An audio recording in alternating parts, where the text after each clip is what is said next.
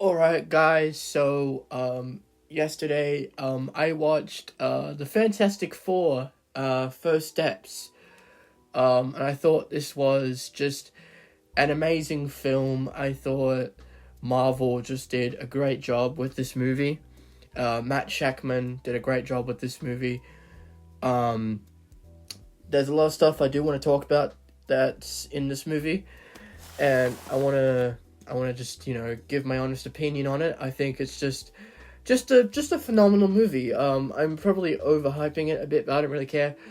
Marvel has just been great this year. I think everything that I've watched from them has just been incredible. Like Captain America: Brave New World was a great movie. Um, Thunderbolts was incredible. Daredevil: Born Again was just absolutely amazing, and this movie was just as good as well. This film was phenomenal. Um, the characters in this movie are just great. They all have amazing chemistry with each other. I do wish the movie was longer though, so it could develop them a little bit more. But this is in a universe where the Fantastic Four have already been established. But if you have not seen or read a single piece of Fantastic Four media, you will be a little bit confused. But the majority of people that are going to go see this movie most likely know the origin story. And I think this movie does does all of that really well. The characters are done really well. I think the cast is great.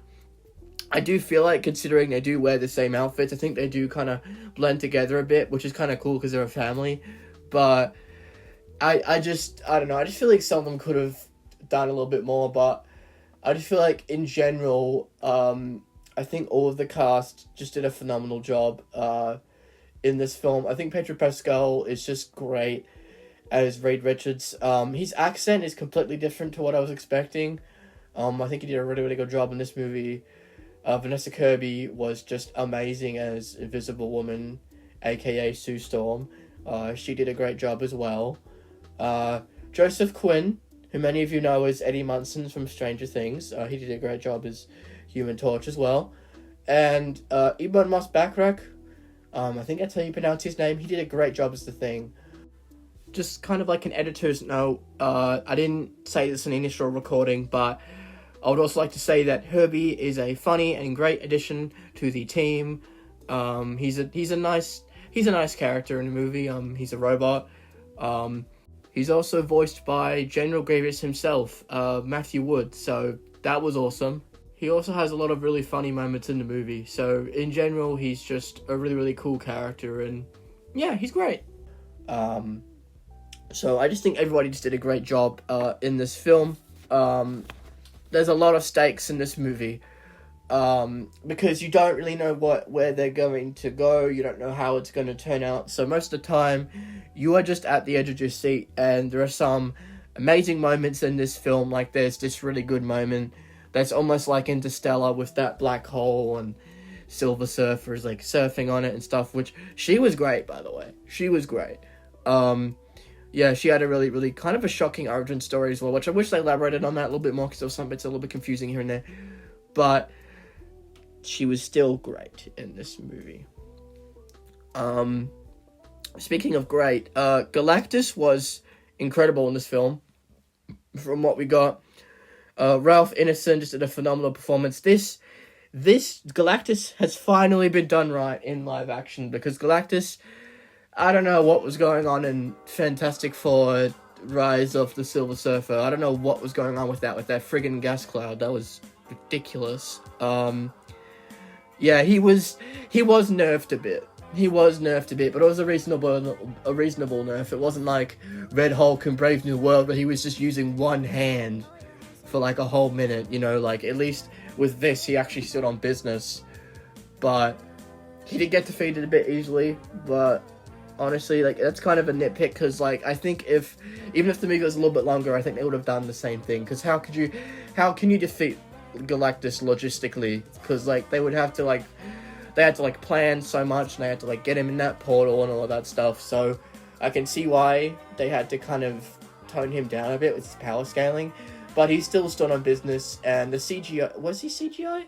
I don't think he was CGI. I'm pretty sure he was practical. Like, I know his suit was practical, so I'm pretty sure when you just see him walking, I'm pretty sure that's actually Ralph Ineson in the suit, because I don't think he's CGI, which I found that to be awesome. Correct me if I'm wrong, though. But from what we saw of him in this movie, I thought he did a phenomenal job. He nailed it in this role. I just thought, just like the post-credit scene of this movie, this has me hyped for Avengers Doomsday, because I already knew about this post-credit scene for weeks, but it was still cool seeing Doctor Doom in the MCU finally.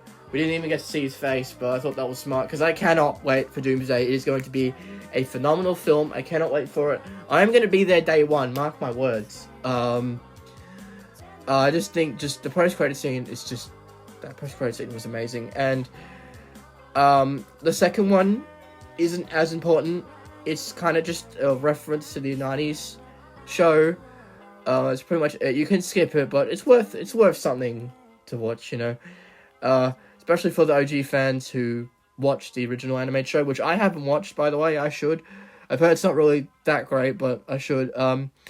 I think this is probably the most comic accurate F4 movie I have ever seen so far. I have not seen the 90s movie, but this movie has just a really, really fun vibe, and it feels like I'm watching a Fantastic Four comic come to life. I think it's just, I think the comic, I've never really read a single Fantastic Four comic in my life, but it feels that way, and it has this 1950s, 60s kind of aspect, so it has this fun and vibey kind of feeling, and it has some really, really good messaging too, and it just shows that I'm pretty sure this was like Marvel's first family, one of the first ever Marvel characters to be made. And I am so glad that they started Phase 6 off with this film, and I thought that was just amazing.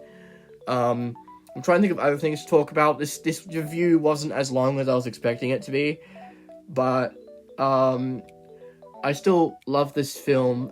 If you have not seen it, I highly recommend giving it a watch, because it is a phenomenal movie. I loved it. It's one of the best Marvel movies to be made in a long time. So I think it's just a great movie. I don't want to dilly-dally any further. So I would give this movie a solid 8 out of 10. Overall, there are some things that I think could have been done better, and there is some humor at the end that kind of drags on for a bit, but these are all just nitpicks. These don't really ruin the movie, but I still think this was an amazing film. If you haven't seen it yet, I highly recommend the watch, and until next time, peace, y'all. Please subscribe for more videos like this one. Bye.